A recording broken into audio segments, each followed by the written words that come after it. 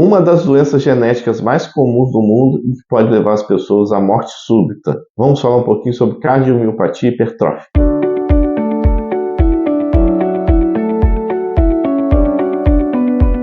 Eu sou o Dr. Eduardo Tassi, esse aqui é o meu canal que fala sobre cardiologia em geral e que sempre vai trazer informação de qualidade para você. Não esqueça de se inscrever e me seguir aqui para mais notícias. Também temos notícias rápidas também pelo Instagram. No Instagram vocês também encontram e seguem por lá também, tá bom? Cardiomiopatia hipertrófica é uma doença de caráter genético, ou seja, ela pode ter uma herança, ou seja, os seus pais, irmãos, tios, avós podem ter esse gene que pode passar de pai para filho. Mas também ela pode ocorrer por mutação ao longo da vida. Não necessariamente a pessoa tem que ter uma história familiar positiva com cardiomiopatia hipertrófica para ele ter, tá bom?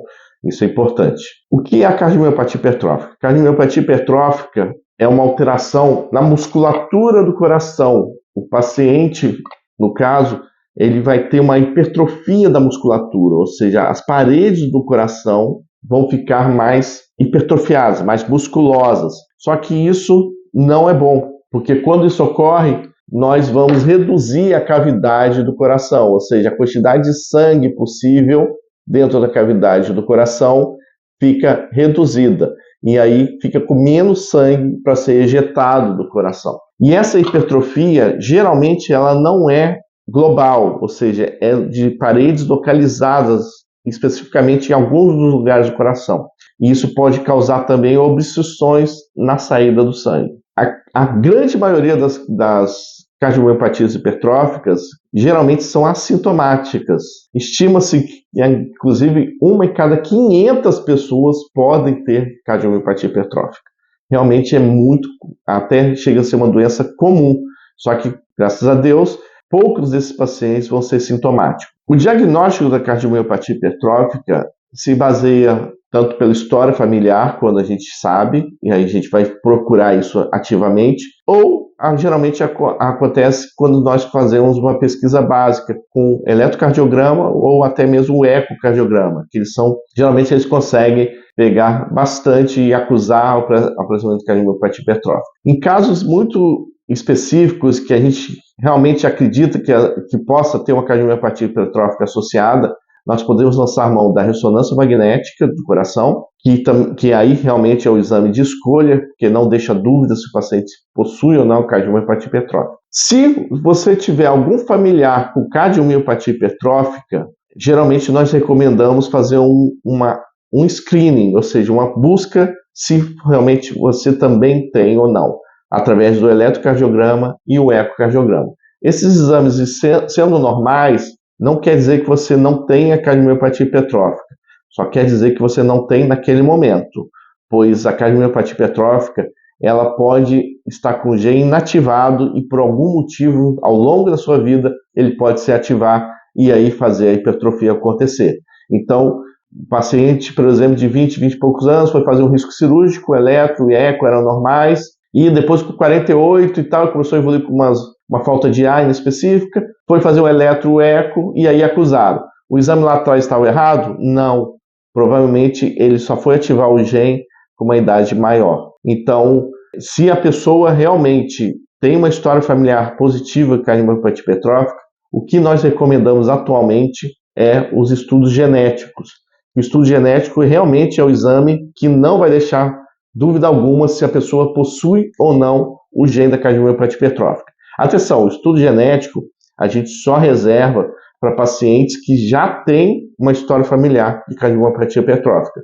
A gente nunca inicia a busca ativa pelo teste genético, tá bom? A cardiomiopatia hipertrófica, como eu disse, geralmente é uma doença silenciosa, não tem sintomas, não traz sintomas algum. O paciente geralmente está livre, leve, solto, andando por aí sem problema nenhum. Alguns pacientes podem ser os pacientes sintomáticos. O que seria um sintoma de cardiomiopatia hipertrófica? O paciente pode possuir palpitações, falta de ar aos esforços, dor no peito também pode ocorrer, mas geralmente são coisas bem inespecíficas, porque como eu disse, é uma doença geralmente silenciosa. A cardiomiopatia hipertrófica, didaticamente, nós dividimos em 3 grandes grupos. Pode ser o paciente completamente assintomático, como eu disse, ele só tem o eletro, o eco alterado, mas não tem mais nada. Tem um grupo que a gente chama de arritmogênico, ou seja, os pacientes que possuem muita arritmia, porque essa hipertrofia que acontece em algum lugar da parede pode desencadear áreas de fibrose, e essas áreas podem desencadear tempestades elétricas. Então o paciente pode ter muita arritmia. E tem um grupo que a gente chama de obstrutivo, que é quando a hipertrofia, a musculatura que hipertrofiou nesse coração, ela é caprichosamente localizada na saída do coração, ou seja, bem perto da aorta, que é a principal artéria do corpo. Isso pode causar redução do fluxo sanguíneo e o paciente pode ficar muito sintomático, principalmente com tonturas, síncopes, chega até a desmaiar. O tratamento da cardiomiopatia hipertrófica vai ser baseado mais nos sintomas do paciente. Obviamente, há estudos para fazer uma transcrição genética para curar isso, mas ainda não é astamente disponível. Então, nós tratamos a cardiomiopatia hipertrófica através dos sintomas. Então, se o paciente for completamente assintomático, o acompanhamento é clínico, sem medicação alguma, com consultas regulares e observando o paciente. Se o paciente for do grupo obstrutivo, ele tem que ser avaliado de perto, pois como ele tem risco de desmaios quando faz algum esforço, às vezes tem indicação cirúrgica para a gente literalmente bifar, ou seja, cortar essa parte dessa musculatura que está hipertrofiada e reduzindo a quantidade de sangue saindo do coração. E o grupo arritmogênico tem que ser avaliado com muito mais cuidado, pois esse paciente geralmente tem um risco muito aumentado de morte súbita elétrica, ou seja, acaba caindo duro do nada. É muito comum quando nós vemos jogadores de futebol caindo com morte súbita, e a grande maioria deles é devido à cardiomiopatia hipertrófica que não foi detectada. O prognóstico da cardiomiopatia hipertrófica geralmente é muito bom. Os pacientes, graças a Deus, a grande minoria que faz parte desse grupo obstrutivo e o grupo arritmogênico, calcula-se em torno de 15% a 20%. O resto é completamente assintomático. Então, o prognóstico geralmente é bom.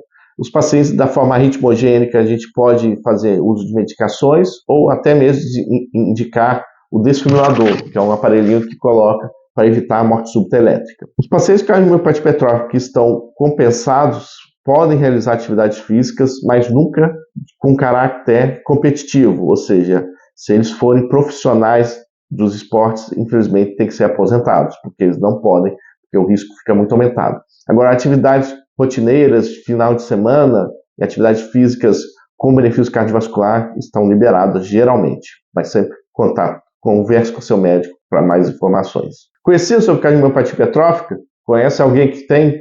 Pois é, esse vídeo pode ser interessante. Eu sou o Dr. Eduardo, continue acompanhando a gente por aqui.